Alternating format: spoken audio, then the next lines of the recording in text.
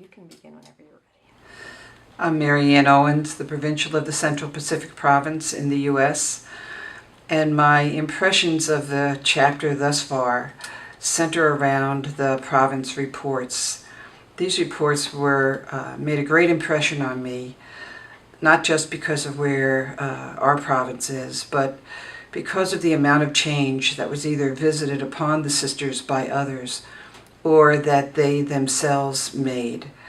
And it relates to Mary Marr's congregational report, where she spoke about the transformational moment we are in the world, in the church, and in the congregation.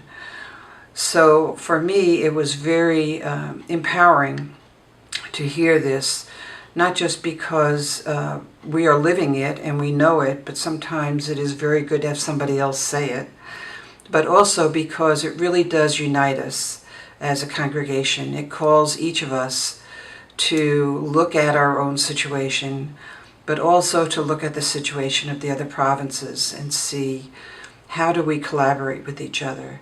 How do we help each other through these moments of change? And how do we continue the mission? Because the mission will continue in this work of God. We are convinced of that at this chapter, and we are also now starting to work on the direction.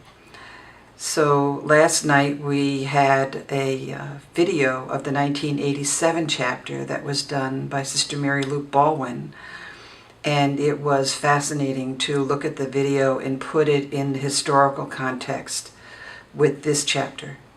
Whether it will make a difference, we're not sure yet, but we think it will because we go deeper each time we meet. And each time we come together, especially I have found at this chapter, there is deeper conversations going on. There is more similarity in our circumstances.